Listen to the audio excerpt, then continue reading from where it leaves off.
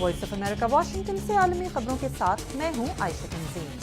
امریکی صدر Barack Obama نے عراق میں جنگجوؤں کے بڑھتے ہوئے خطرے کے باعث 300 کے قریب فوجی امریکی سفارت خانے اور عملے کی حفاظت کے لیے روانہ کرنے کا اعلان کیا ہے۔ Islamic State of Iraq and Levant نامی جنگجو تنظیم نے ملک کے شمال میں کئی شہروں پر قبضہ کر لیا ہے۔ مصر کی نئی کابینہ نے صدر عبد الفتاح السیسی کے سامنے حلف اٹھا لیا ہے۔